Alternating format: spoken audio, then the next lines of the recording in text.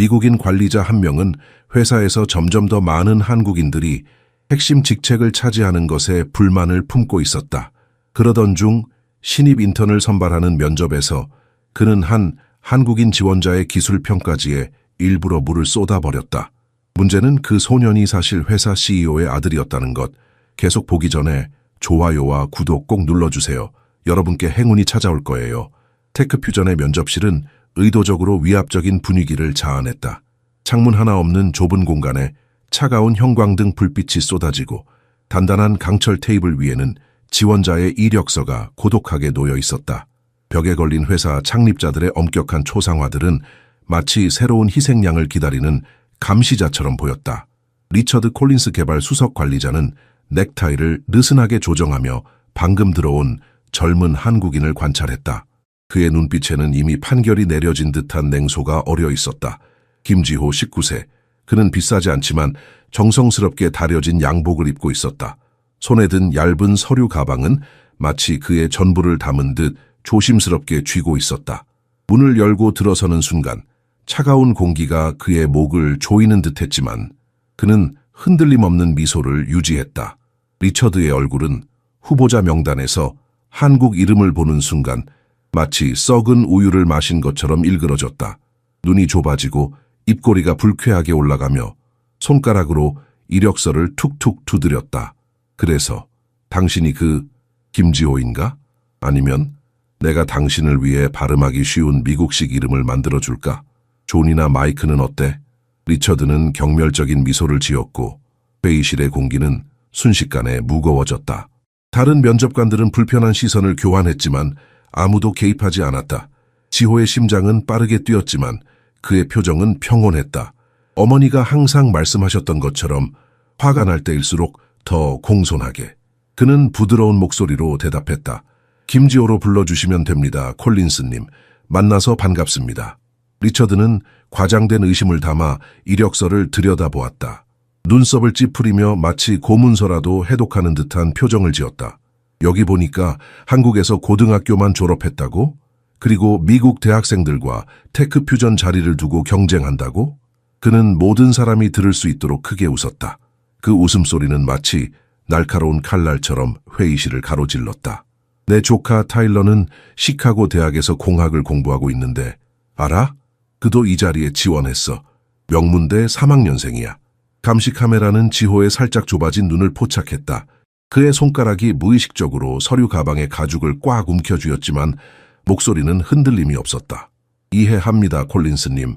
테스트에서 제 능력을 보여드릴 기회를 주셔서 감사합니다. 얼마나 버틸 수 있을지 보자고. 한국 아이들은 시험에 강하다던데 사실인가? 리처드는 지호 방향으로 기술 시험지를 밀어넣었다. 그 순간 의도적으로 테이블 위에 있던 물병을 쓰러뜨렸다. 투명한 물줄기가 시험지 위로 쏟아졌다. 어머 미안하네. 시험지가 젖은 것 같군. 안타깝게도 다른 복사본은 없어. 이럴 때 어떻게 대처하는지 보는 것도 테스트의 일부라고 생각해. 지호의 가슴에 분노가 타올랐지만 할아버지의 말씀이 귓가에 울렸다. 참을인 3번이면 살인도 면한다. 그는 물에 젖은 시험지를 집어들고 주머니에서 꺼낸 흰 손수건으로 조용히 닦았다. 손수건에는 왼쪽 아래 구석에 작은 문양이 수놓아져 있었다. 어머니가 미국행을 앞두고 선물해 주신 것이었다. 리처드가 악의적인 기대감으로 지켜보는 동안 지호는 복잡한 논리와 프로그래밍 문제에 완전히 몰입했다. 그의 눈빛은 겉으로 드러난 미숙함과는 대조적인 절대적 집중력을 반영했다.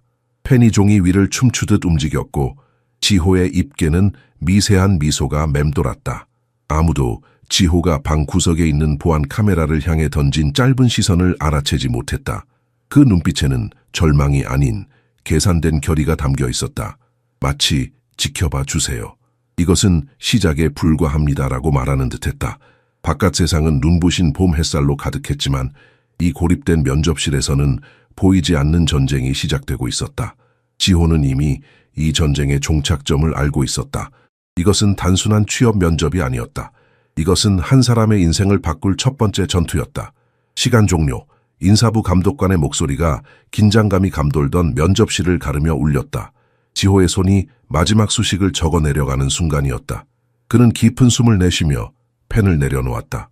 물에 젖어 구겨진 시험지는 마치 전장을 치른 병사처럼 보였지만 그 위에 적힌 답안들은 놀라울 정도로 명확했다. 다른 후보자들이 하나둘 자리를 떠났지만 타일러 콜린스는 삼촌과 함께 남아 작은 소리로 대화를 나누고 있었다. 리처드는 자신감 넘치는 미소를 지으며 조카의 어깨를 두드렸다. 걱정 마, 내가 다 알아서 할게. 이 자리는 내 거야. 복도에서 지호는 휴대폰을 꺼내 빠르게 메시지를 입력했다. 첫 번째 단계 완료. 그가 의도적으로 내 시험지를 방해했습니다.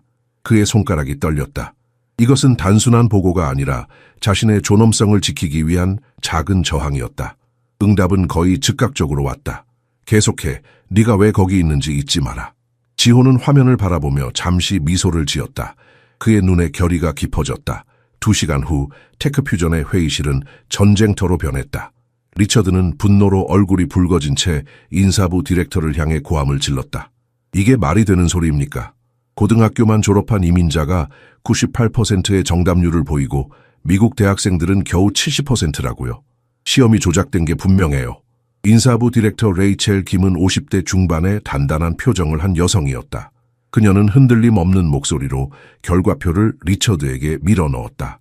시험은 모든 지원자에게 동일하게 주어졌습니다. 콜린스 씨. 그리고 3명의 서로 다른 평가자가 채점했죠. 김 씨는 단순히 거의 모든 문제를 맞췄을 뿐입니다. 그가 부정행위를 했음이 틀림없어요.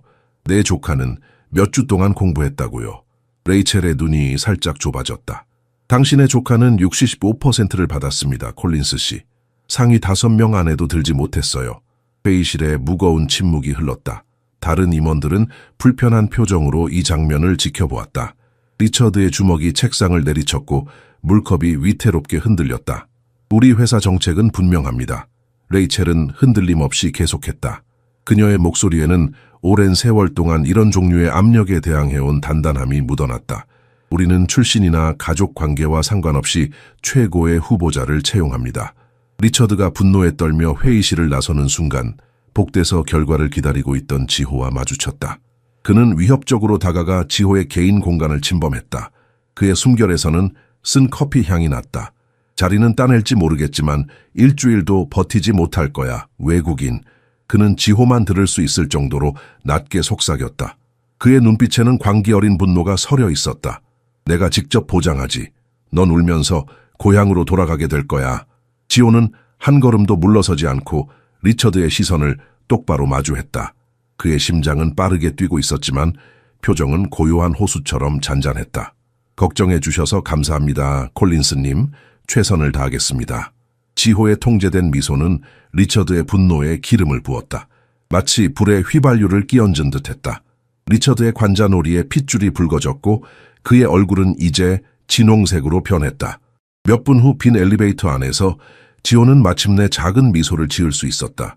첫 번째 전투에서 승리했다. 그것도 정확히 계획했던 대로. 그러나 이것은 시작에 불과했다. 그의 눈빛이 어두워졌다. 앞으로 다가올 전쟁은 더 치열할 것이다. 리처드 콜린스는 분명 쉽게 물러서지 않을 것이다. 엘리베이터 문이 열리면서 지호는 다시 침착한 표정을 지었다. 그의 여정은 이제 막 시작되었다. 그리고 이 건물의 모든 벽과 천장에 숨겨진 카메라들이 모든 순간을 지켜보고 있었다. 지호의 아파트 창문을 통해 시카고의 밤 풍경이 펼쳐졌다. 고층 빌딩들의 불빛이 마치 별처럼 빛나고 있었다. 그는 창가에 서서 오늘의 승리를 곱씹었다. 하지만 이 승리의 맛은 달콤하면서도 쓰라렸다. 6개월 전 강남의 호화로운 아파트에서의 대화가 생생하게 떠올랐다.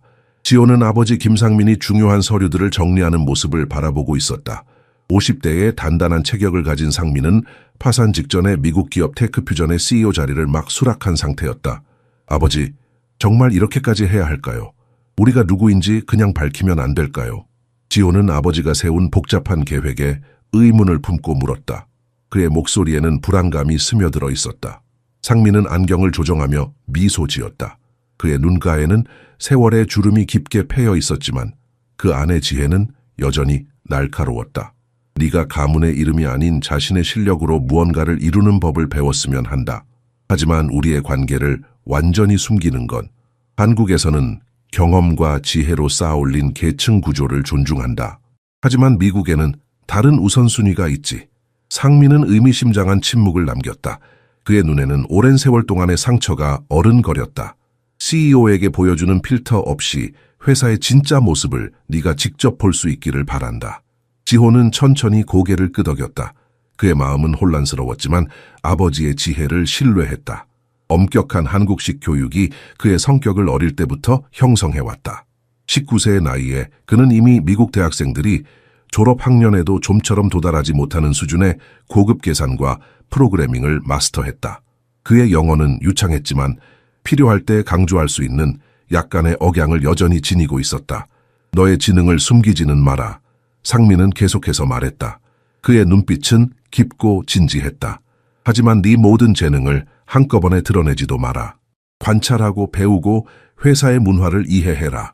출발 전날 밤 지호의 할아버지는 존경받는 대학 교수로서 가죽으로 장정된 작은 일기장을 그에게 건네주었다. 할아버지의 손은 나이 들어 주름졌지만 그 손길에는 수십 년의 지혜가 담겨 있었다. 모든 것을 기록해라, 노인은 조언했다. 그의 목소리는 조용했지만 권위가 있었다. 우리가 보지 못하는 상처가 가장 깊은 인격을 형성한단다. 지호는 손가락으로 일기장의 가죽 표면을 어루만졌다. 그 안에는 이미 첫 번째 페이지가 쓰여 있었다. 외부의 시선이 아닌 내면의 진실을 바라보라. 할아버지의 정갈한 필체가 마음에 와닿았다. 시카고의 작은 아파트에 혼자 앉아 지호는 다시 한번 자신의 계획을 확인했다. 새로 고용된 인턴으로서 그는 모든 종류의 학대에 취약할 것이다. 정확히 아버지가 그에게 경험하기를 원했던 것. 회사의 진정한 성격을 이해하기 위해서는 가장 소모품처럼 취급받는 직원이 되어야 했다. 휴대폰에서 암호화된 메시지가 울렸다.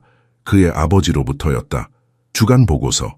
지호는 오늘의 사건들을 떠올리며 깊은 숨을 내쉬었다. 그의 손가락이 화면 위를 재빠르게 움직였다. 리처드 콜린스, 수석관리자. 당신의 CEO 승진에 깊은 원한을 품고 있음. 조카를 위해 채용 과정을 조작하려 시도. 아시아인에 대한 명백한 편견을 보임. 잠재적 문제. 몇 분 후 아버지의 답장이 도착했다. 계속 관찰해라. 아직 개입하지 마라. 지호는 스스로에게 미소 지었다. 체스판의 말들이 움직이기 시작했다.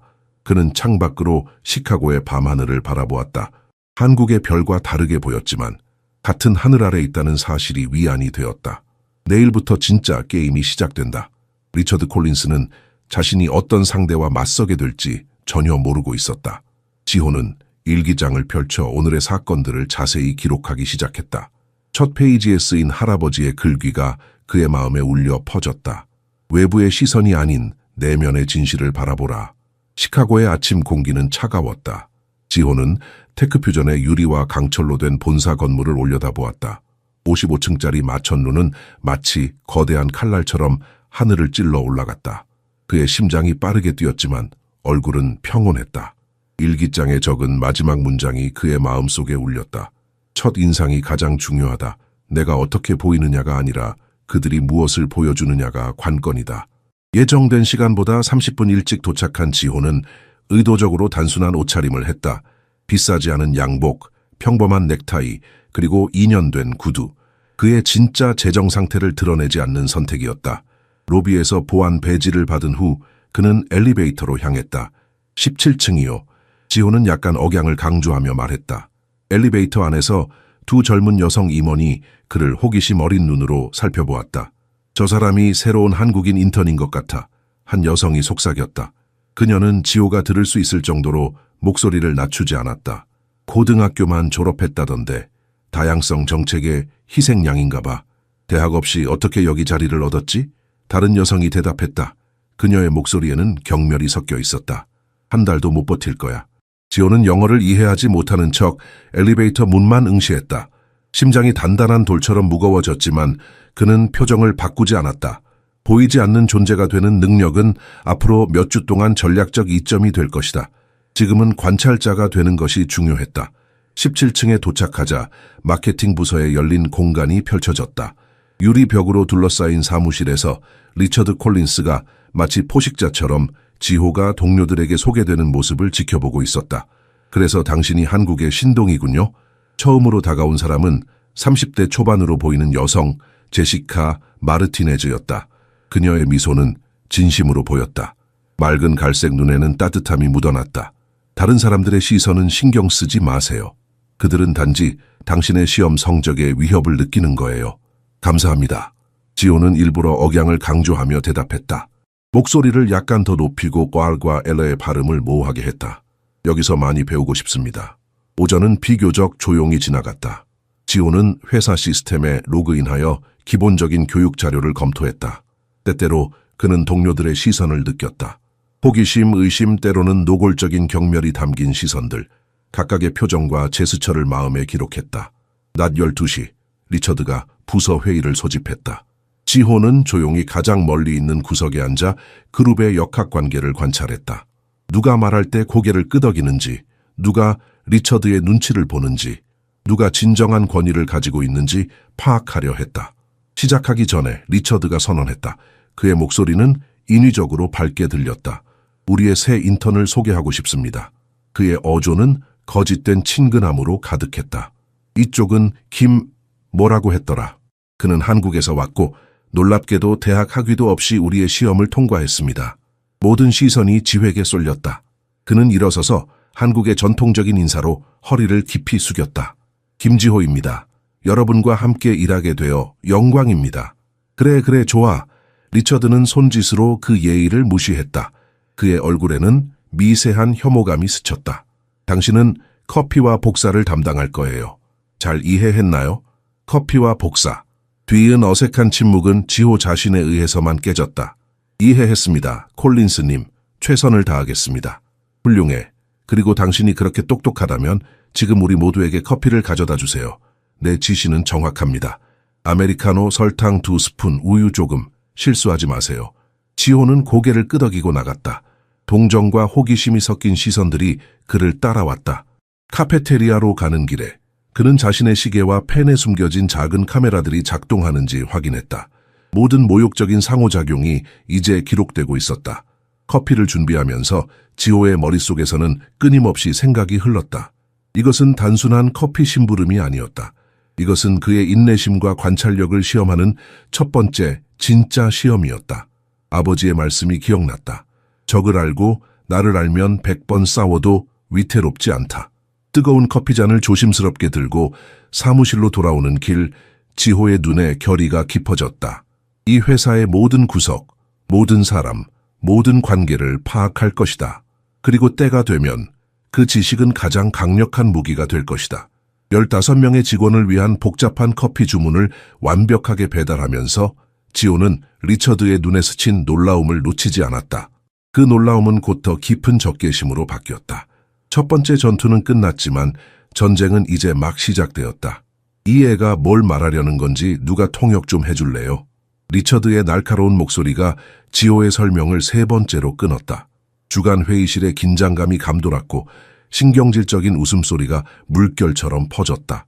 지호는 아시아 시장 동향에 관한 분석을 발표하던 중이었다.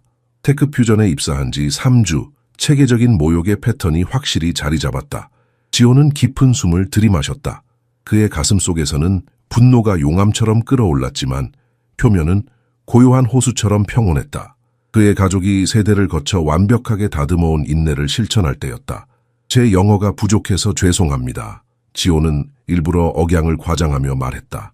그의 머릿속에서는 유창한 영어 문장이 흘러나왔지만 입에서 나오는 말은 더듬거리고 불완전했다. 제 분석을 시각적으로 보여드려도 될까요? 대답을 기다리지 않고 그는 화이트보드로 향했다. 간결하고 정확한 속에서 터져나오는 수치와 그래프를 그리기 시작했다. 그의 손이 보드 위를 춤추듯 움직였다. 전문가의 기술과 자신감이 그의 모든 동작에 묻어났다. 점차적으로 웃음소리가 사라지고 침묵이 방을 채웠다. 임원들은 지호가 제시한 분석의 정교함을 인식하기 시작했다. 그가 그린 그래프와 차트는 단순한 숫자 나열이 아니라 시장 움직임의 미묘한 패턴을 드러내는 정교한 지도였다. 제가 보기에는 동남아시아 시장의 잠재력이 우리 현재 예측보다 64% 더 크다고 생각합니다. 지호는 자신의 계산을 가리키며 결론지었다. 그리고 필요한 투자는 원래 계획했던 것보다 30% 적을 것입니다. 임원들은 감명받은 표정으로 서로를 바라보았다. 연필을 두드리는 소리, 작은 탄성, 고개를 끄덕이는 모습이 보였다. 리처드는 기술적으로 완벽한 분석을 비판할 수 없게 되자 화제를 돌렸다. 고등학교만 졸업한 사람치고는 인상적이군요. 한국에서는 데이터를 암기하도록 훈련받나요? 그것이 적절한 대학 교육을 대체할 수는 없죠. 한국 교육 시스템에 대한 모욕, 세계적으로 그 우수성을 인정받는 은지호가 진정한 분노를 느낀 첫 순간이었다. 목구멍 깊은 곳에서 화가 치밀어 올랐지만 그는 표정을 평온하게 유지했다. 한국에서는 숫자가 단지 도구일 뿐이라고 배웁니다. 진정한 지식은 어떤 질문을 해야 하는지 아는 것에 있습니다. 그의 대답은 공손하면서도 날카로웠다.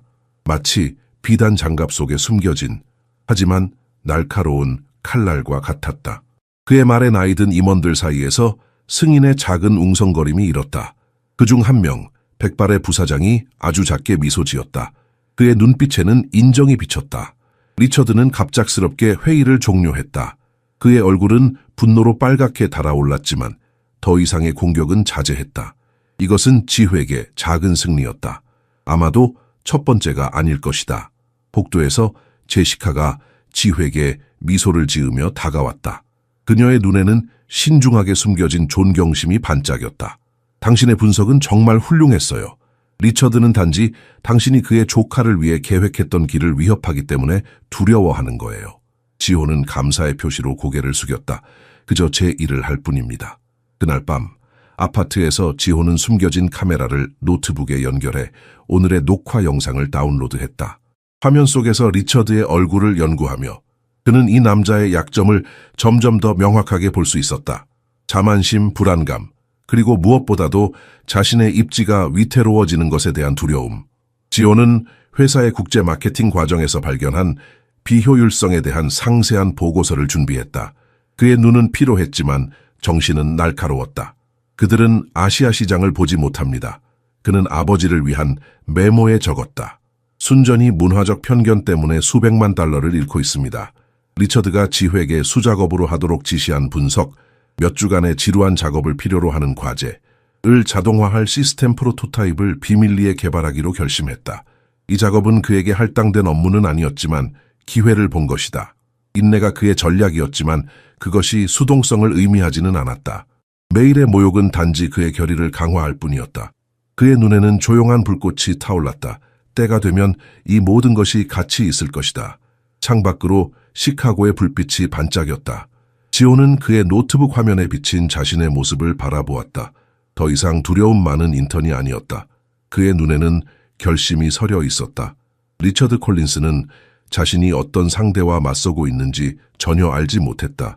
회사 구내식당이 갑자기 조용해졌다.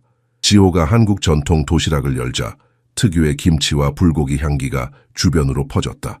호기심 어린 시선과 미간을 찌푸리는 표정들이 섞여 그를 향했다. 맙소사, 이게 무슨 냄새야? 타일러 콜린스가 삼촌과 다른 임원들이 앉아있는 테이블에서 고의로 큰 소리로 외쳤다. 리처드의 조카는 처음에 거절당했음에도 불구하고 삼촌의 고집으로 마케팅 부서에 자리를 얻어냈다.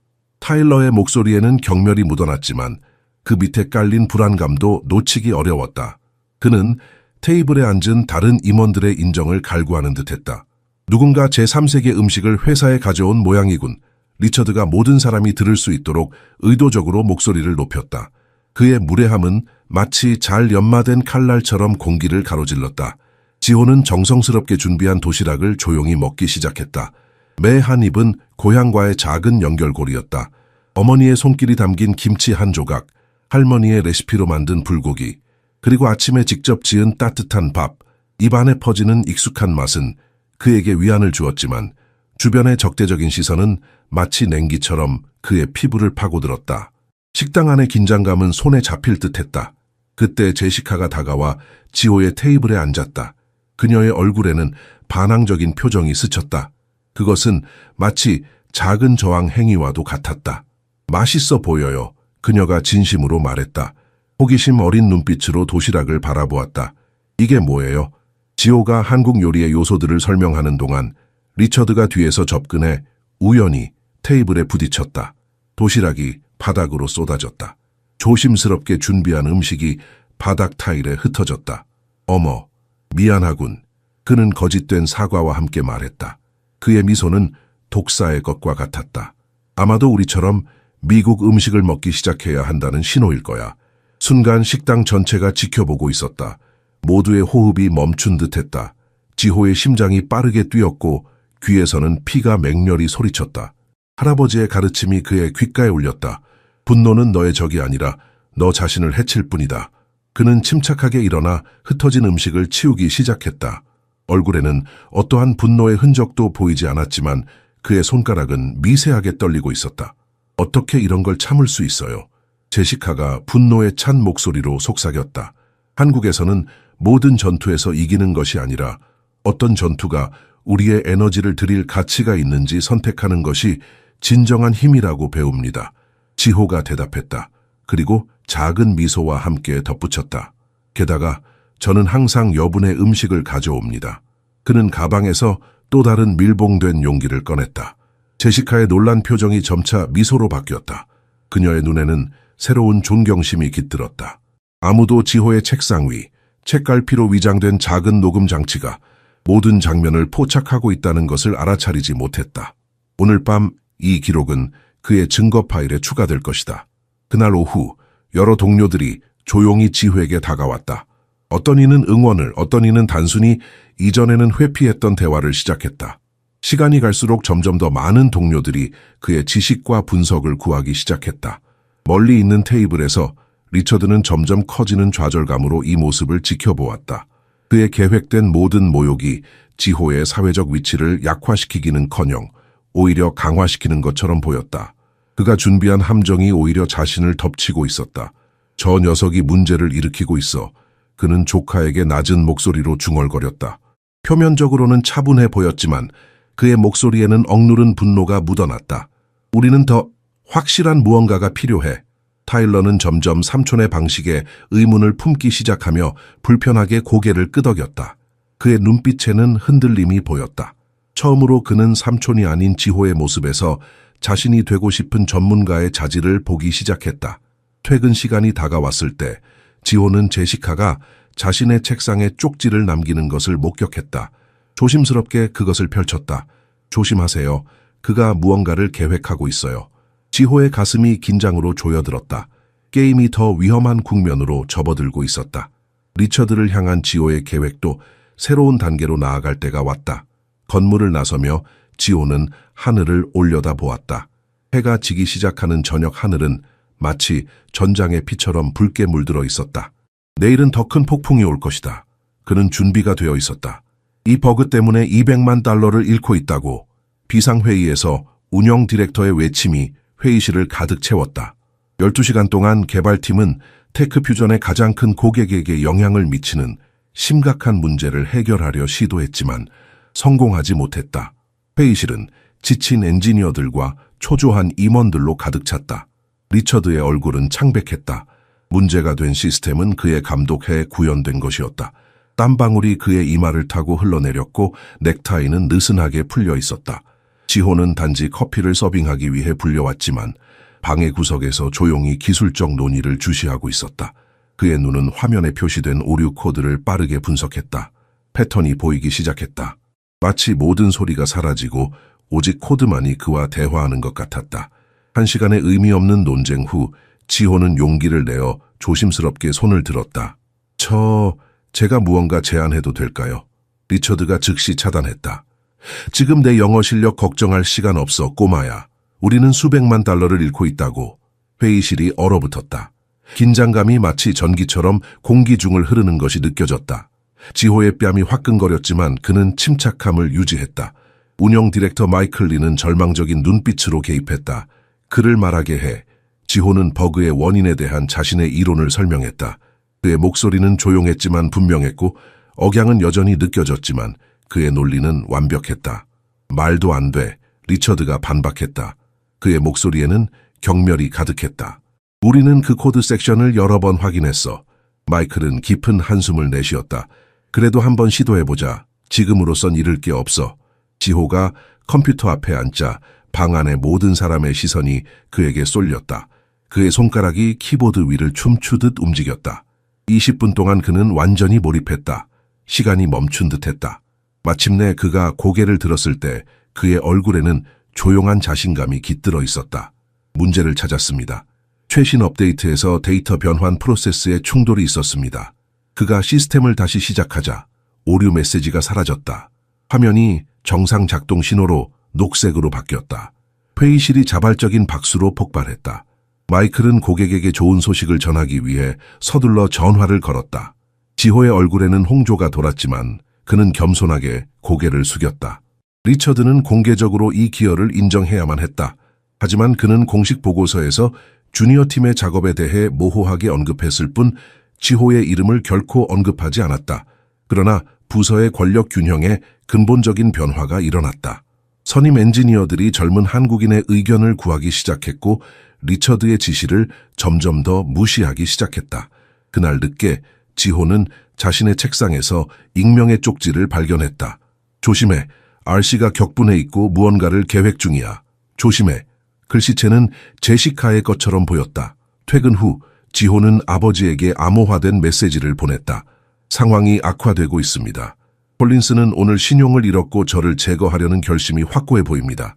계속 진행하거나 물러서야 할까요? 답장이 몇 시간 후에 왔다. 계속해. 증거가 쌓이고 있다. 하지만 추가적인 예방 조치를 취해라.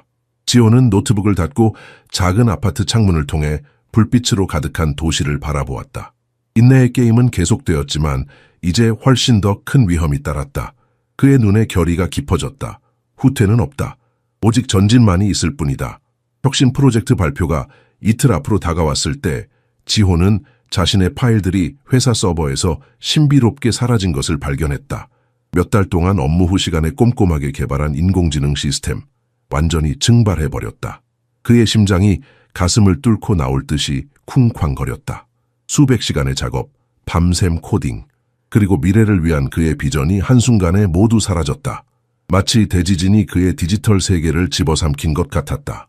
네가 파일을 실수로 삭제한 건 아니니? 옆자리에 앉은 동료가 물었다. 지호는 침착하게 고개를 저었다. 그는 모든 단계를 다시 확인했다. 이것은 실수가 아니었다. 이것은 계획적인 공격이었다. 리처드의 비서 캐서린이 무의식적으로 그에게 경고했다. 콜린스 씨가 어젯밤에 당신의 파일을 확인하는 것을 봤어요. 이상하다고 생각했죠. 지호는 표정을 중립적으로 유지하며 정보에 대해 공손하게 감사를 표했다. 그의 내면에서는 화산이 폭발하고 있었지만 외적으로는 잔잔한 호수였다. 그는 이미 이와 같은 일을 예상했다. 철저한 준비를 중시하는 문화에서 그는 세 곳의 다른 위치의 백업을 유지했다. 집에 보관된 USB 드라이브, 개인 클라우드, 그리고 암호화된 리포지토리. 미국 동료들이 종종 전형적인 아시아인의 편집증이라고 놀리는 신중한 예방책이 필수적임이 증명되었다. 발표 전날 리처드가 가짜 걱정을 담은 표정으로 다가왔다. 근심 어린 얼굴을 하고 있었지만 그의 눈은 승리의 기쁨으로 빛났다. 파일을 잃어버렸다고 들었네. 유감이야. 아마도 그렇게 큰 책임을 맡을 준비가 되지 않았다는 신호일 거야. 지호는 단지 공손하게 고개를 끄덕였다. 선생님 말씀이 맞을지도 모릅니다. 리처드는 승리의 미소를 지으며 떠났다. 그의 어깨에는 오랜만에 긴장이 풀려 있었다. 그는 자신이 마침내 이 젊은 위협을 제거했다고 확신했다. 그가 알지 못했던 것은 지호가 밤새도록 단순히 파일을 복구하는 것뿐만 아니라 발표를 더욱 완벽하게 다듬고 있었다는 것이다. 그가 어린 시절부터 할아버지에게 배운 세심한 준비가 이제 극적인 방식으로 결실을 맺으려 하고 있었다. 지호는 또한 알지 못했다. 타일러 리처드의 조카가 의도적으로 지호의 파일을 삭제하는 삼촌의 모습을 목격했다는 것을.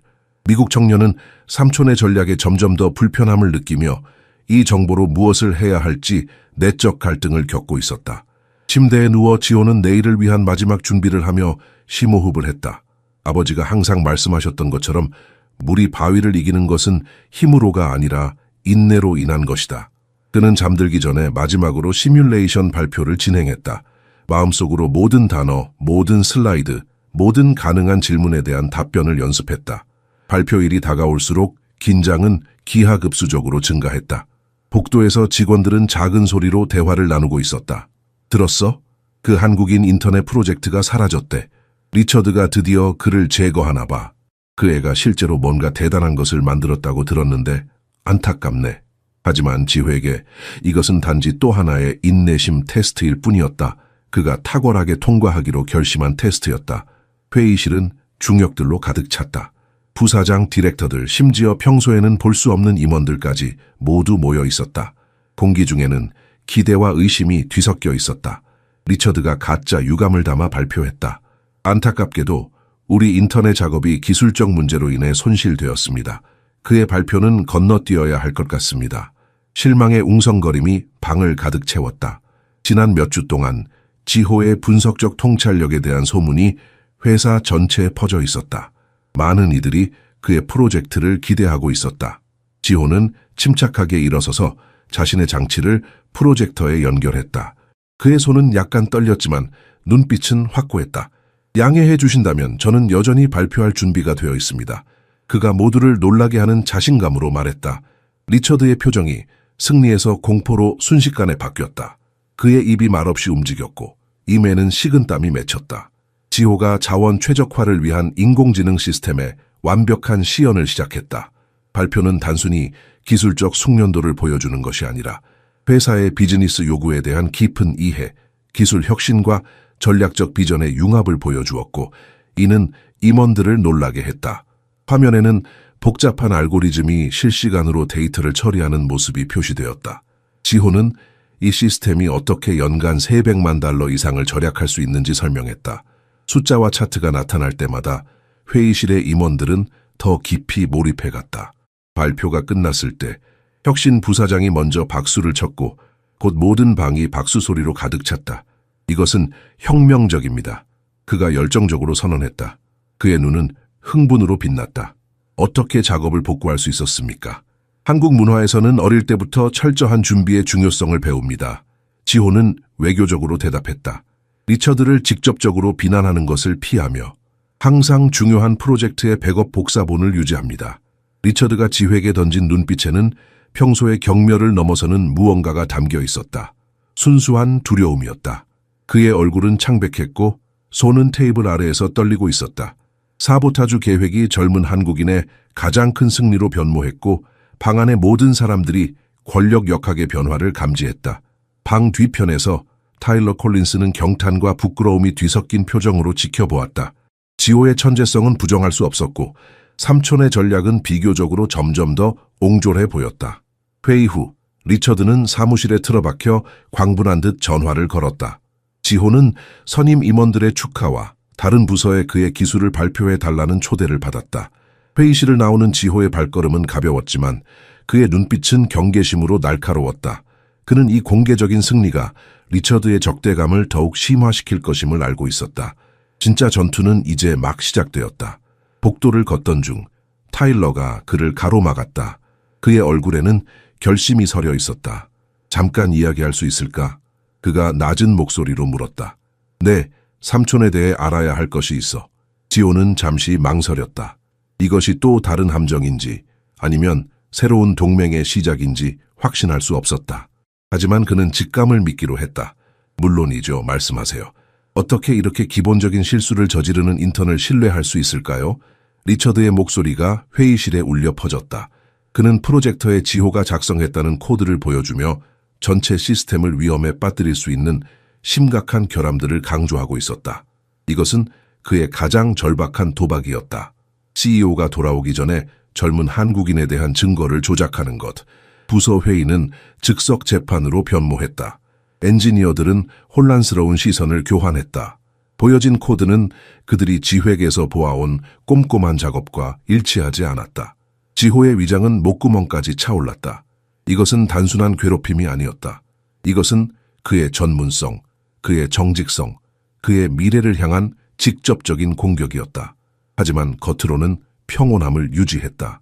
그는 리처드의 고발 프레젠테이션의 모든 세부 사항을 주의 깊게 관찰했다. 리처드가 마침내 공격을 마쳤을 때 지호는 침착하게 일어섰다.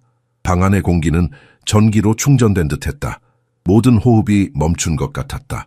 컴퓨터에 접근할 수 있을까요? 그가 공손하게 요청했다. 허락을 받자 그는 회사에서 사용하는 버전 관리 시스템에 접속하여 코드 수정 기록을 표시했다. 그의 손가락이 키보드 위를 춤추듯 움직였다. 스크린에 날짜와 시간이 나타났다. 기록에서 확인할 수 있듯이 이 코드는 어제 오후 10시 17분에 수정되었습니다. 보안 시스템에 기록된 바와 같이 이미 회사를 떠난 시간이었습니다. 지호는 기술적으로 완벽한 원본 버전을 보여주었다. 데이터가 분명히 리처드의 사용자 이름이 변경 작업자로 표시되었을 때 경악의 웅성거림이 방을 가득 채웠다. 아마도 오해였을 겁니다. 지호는 공손하게 결론지었다. 그는 적대자가 받을 자격이 없는 품위 있는 퇴로를 제공했다. 미국인 관리자의 얼굴이 눈에 띄게 창백해졌다. 그의 이마에 땀이 맺혔다. 선임 엔지니어들이 의미심장한 시선을 교환하는 동안 방 안의 침묵은 귀가 먹먹할 정도였다. 그것은 리처드가 서둘러 서류를 모아 말 한마디 없이 나가는 소리로만 깨졌다. 모든 사람이 떠난 후 회의실은 텅 비었다. 지호는 창가에 서서 바깥 도시를 내려다보았다.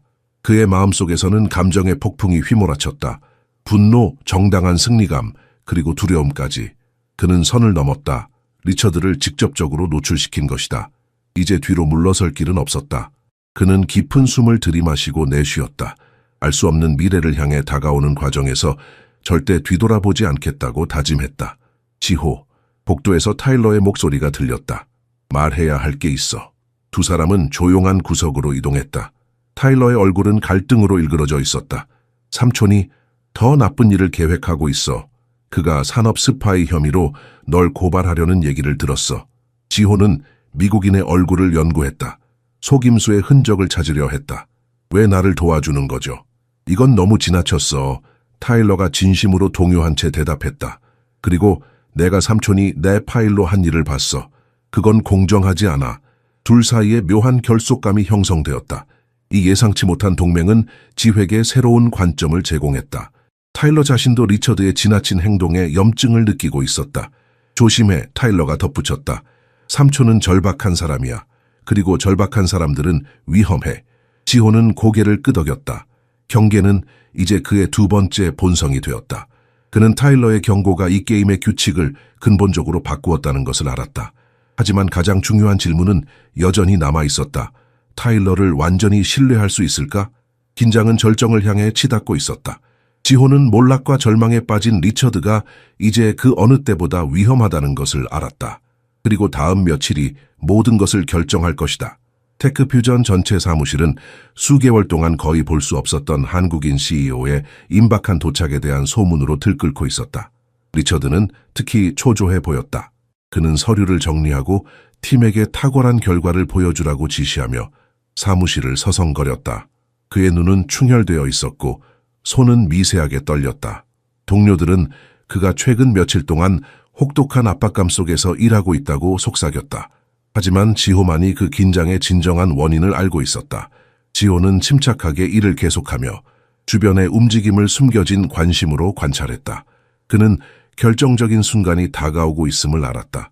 평생을 준비해 온 것 같았다. 아침 엘리베이터에 올라타면서 그는 리처드와 마주쳤다. 미국인은 즉시 위협적인 자세를 취했다. 둘만 있는 좁은 공간에서 그는 이전보다 더욱 위험해 보였다. 그들이 네가 진짜 누구인지 알게 될 거야, 꼬마야. 그가 낮은 목소리로 위협했다. 그의 호흡에서는 위스키와 불면의 밤 냄새가 났다. 제한된 시스템에 액세스했다는 증거를 갖고 있어. 너의 엉망진창 영어도 이번엔 널 구하지 못할 거야. 지호는 눈을 똑바로 마주치며 두려움을 보이지 않았다. 그의 가슴은 미친 듯이 뛰고 있었지만 그의 목소리는 침착했다. 저는 진실을 믿습니다, 콜린스님. 진실은 항상 그 길을 찾아냅니다. 값싼 동양 철학이 너를 추방당하는 것으로부터 구해주지 않을 거야. 리처드가 비웃었다. 엘리베이터 문이 로비에서 열리자 비정상적인 움직임이 두 사람의 주의를 끌었다. 임원들에 둘러싸인 김상민, 테크퓨전의 CEO가 엘리베이터를 향해 걸어오고 있었다. 리처드는 즉시 자세와 표정을 조정하며 상사를 맞이할 준비를 했다. 지호는 단순히 엘리베이터 뒤쪽으로 물러나 의도적으로 보이지 않으려 했다. CEO가 두 명의 이사와 함께 엘리베이터에 탔다. 그는 리처드에게 공식적인 인사를 건넸고 그의 눈은 지호를 찾았다.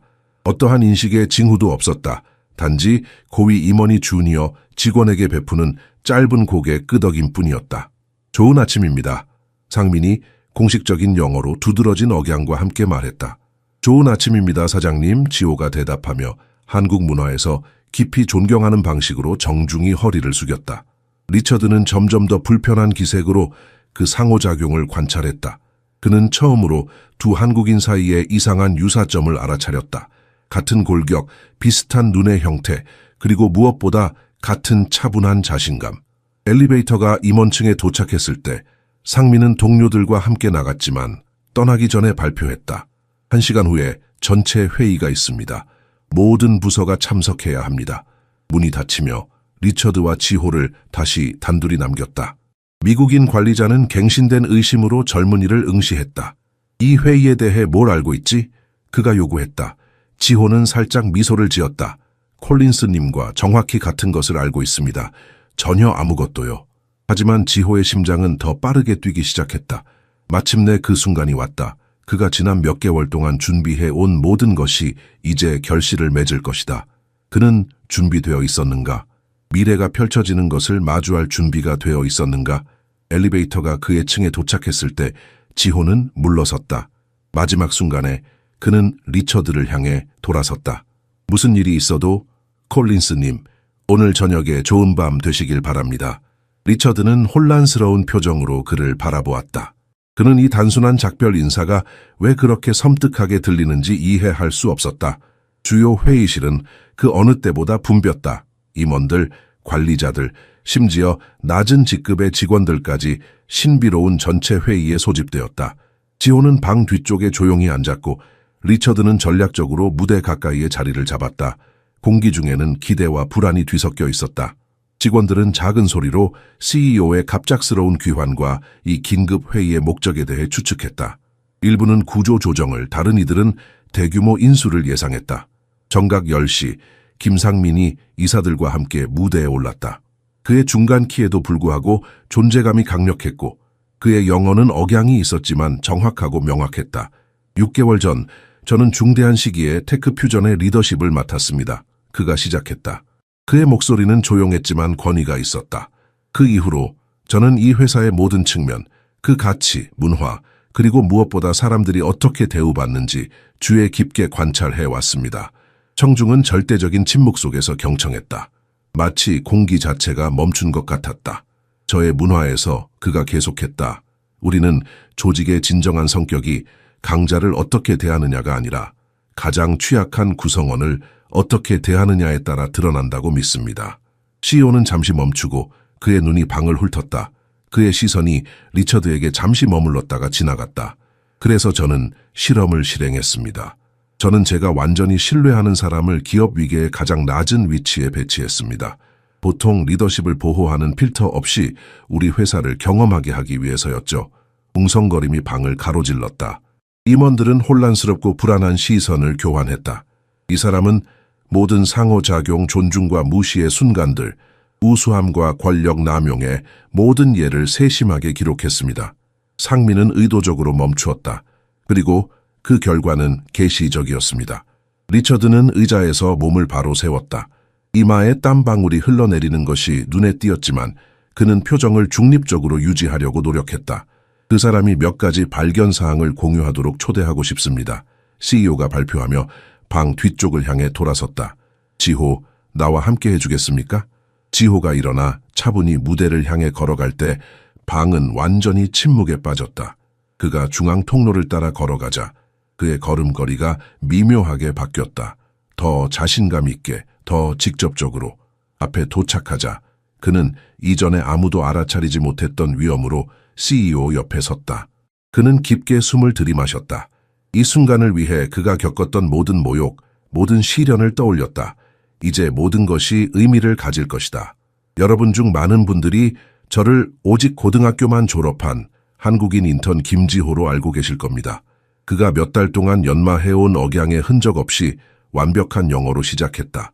하지만 제 전체 이름은 김지호, 김상민의 아들입니다. 그 순간 방에 전기가 통한 듯했다. 스마트폰이 빠르게 들어올려져 리처드의 절대적 충격 표정을 포착했다. 그의 얼굴은 붉은색과 창백한 흰색 사이를 오갔다. 그는 마치 산소를 갈구하는 물고기처럼 입을 열었다 닫았다.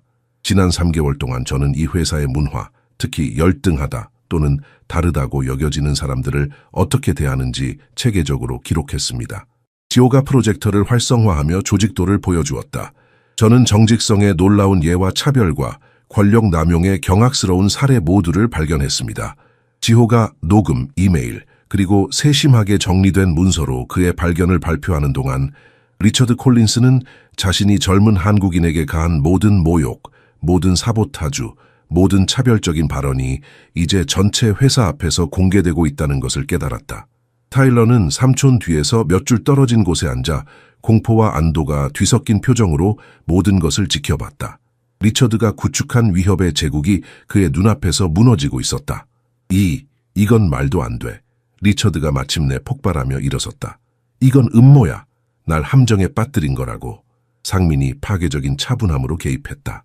콜린스 씨, 당신은 내 아들에게 뜨거운 커피를 쏟는 모습이 비디오에 담겨 있습니다. 그의 작업을 사보타주하고 그에 대한 증거를 위조한 것으로 기록되었습니다. 당신 자신의 이메일은 체계적인 편견을 보여줍니다. 뒤이은 침묵은 귀가 먹먹할 정도였다. 리처드는 마침내 그의 몰락의 범위를 이해하며 중얼거렸다. 이건 이대로 끝나지 않을 거야. 맞습니다. 끝나지 않을 겁니다. 상민이 동의했다. 왜냐하면 오늘부터 테크퓨전의 모든 것이 완전히 바뀔 것이기 때문입니다. 방 전체가 숨죽인 기대감으로 가득 찼다. 지호는 그의 아버지를 바라보았다. 그들의 계획은 완벽하게 실행되었다. 이제 재건의 시간이 왔다. 더 나은, 더 공정한, 더 인간적인 회사를 만들 시간이. 임원실에 무거운 문이 닫히는 소리가 마치 무덤의 봉인처럼 울렸다. 리처드는 앞에 놓인 서류를 응시하며 앉아 있었다. 그의 얼굴은 마치 오래된 석고상처럼 창백하고 굳어 있었다. 인상적인 테이블의 한쪽에는 관대한 자발적 퇴직 위로금이, 다른 쪽에는 테크퓨전의 서울지사로의 전출 명령이 놓여 있었다. 김상민은 평온한 표정으로 미국인을 지켜보았다. 지호는 이제 아버지 옆에 조용히 서 있었다. 그는 완벽하게 재단된 정장을 입고 있었고 그의 진정한 지위를 드러내는 고급 시계가 손목에 빛났다. 화려한 인터넷 가면은 완전히 벗겨졌다. 방 안의 침묵은 무겁게 깔렸다. 시계 초침 소리만이 세 사람 사이에 흐르는 긴장을 측정하는 듯했다. 콜린스 씨, 상민이 차분한 목소리로 시작했다. 그의 어조에는 오랜 세월의 지혜가 묻어났다.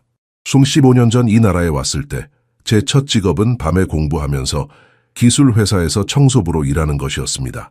제 상관은 제 이름을 배우기를 거부하고 단순히 찰리라고 불렀죠. 리처드는 눈을 서류에 고정한 채 김가 부자와의 눈 맞춤을 피했다. 그의 손가락은 테이블 위에서 미세하게 떨리고 있었다. 목 근육이 경련하듯 움직였다.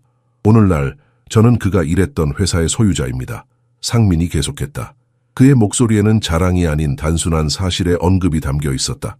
복수를 추구해서가 아니라 진정한 힘이 다른 사람들을 모욕하는 데 있지 않고 우리를 깎아내리려는 사람들을 극복하는 데 있다는 것을 이해했기 때문입니다.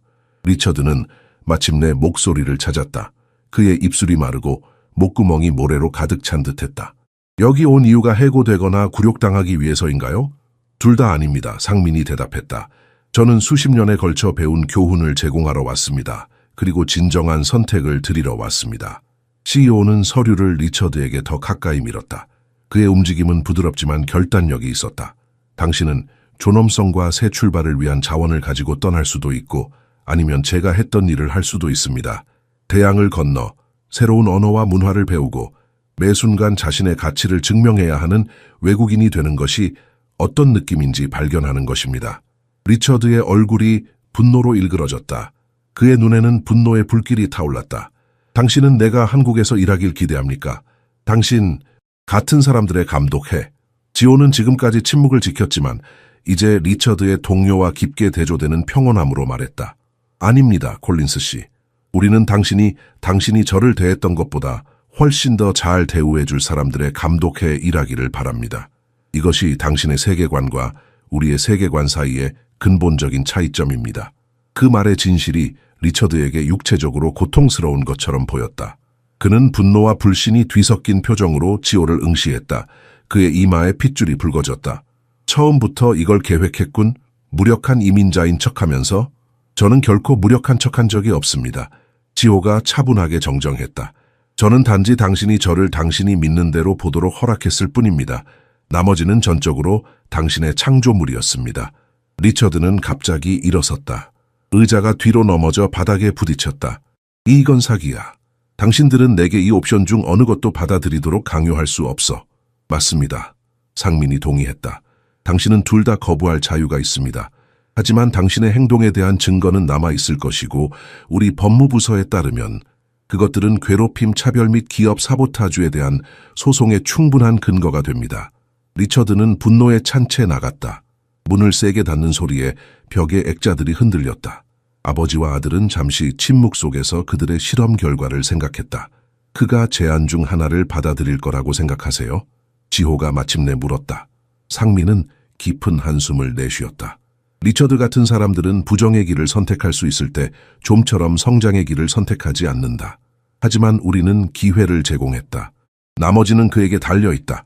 두 사람이 알지 못했던 것은 방 밖에서 타일러 콜린스가 모든 대화를 들었다는 것이었다. 그의 마음속에 변화의 씨앗이 싹트기 시작했다. 테크 퓨전에서의 기업 지진 이후 3개월, 회사는 완전히 달라져 있었다.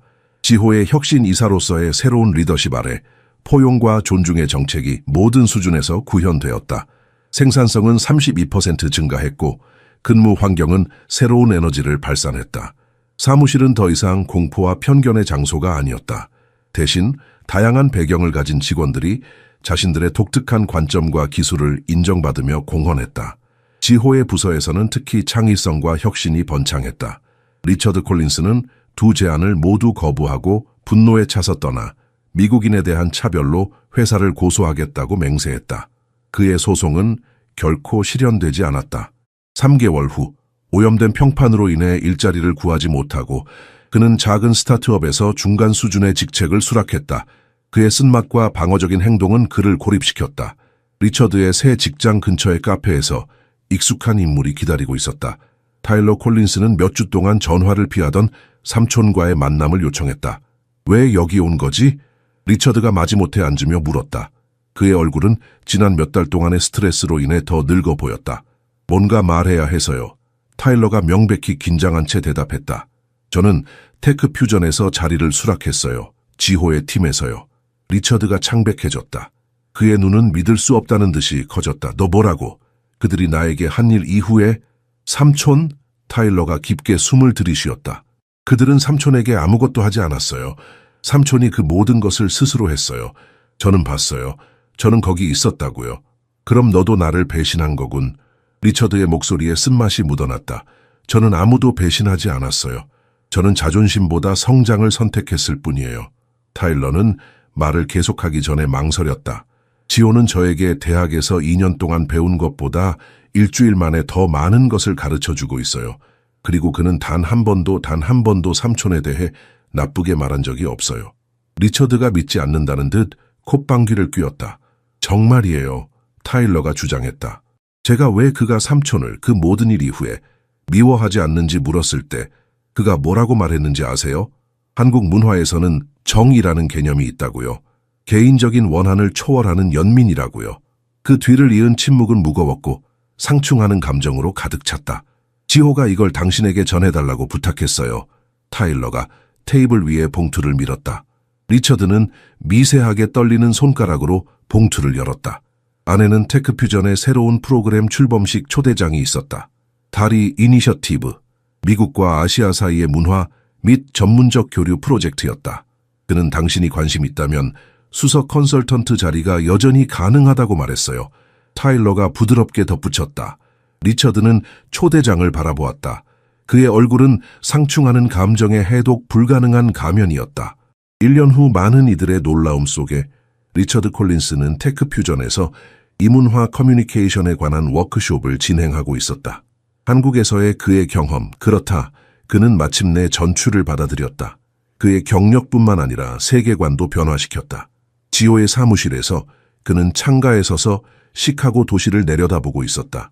마지막 18개월 동안의 놀라운 여정을 되돌아보았다. 그의 아버지는 회사가 좋은 손에 있다는 확신을 갖고 서울로 돌아갔다. 문을 두드리는 가벼운 소리가 리처드의 도착을 알렸다. 그는 이전과는 완전히 다른 모습이었다. 더 열린, 더 존중하는 자세로. 한국 참가자들이 교류 프로그램을 위해 도착했습니다. 그가 알렸다. 직접 만나고 싶으실 거라 생각했습니다. 지호는 미소 지으며 일어섰다. 함께 그들을 맞이하러 가죠. 그들이 복도를 걸어가면서 지호는 미국으로 출발하기 전 할아버지가 했던 말을 떠올렸다. 진정한 승리는 적을 물리치는 것이 아니라 그들을 동맹으로 바꾸는 데 있다. 굴욕적인 취업 면접으로 시작된 위험한 실험은 이제 훨씬 더 큰 무언가로 변모했다. 문화 간의 다리, 존엄성에 관한 교훈, 그리고 적어도 한 사람에게는 이전에는 불가능해 보였던 구원의 길. 건물 로비에서 이제 다양한 국가의 깃발이 걸려있는 곳에서 지호는 한국어와 영어로 된 단어가 새겨진 새롭게 설치된 명판 옆에 잠시 멈췄다. 진정한 힘은 우리를 해치는 사람들을 제압하는 데 있지 않고 그 상처가 우리가 누구인지 결정하도록 허용하지 않는 데 있다.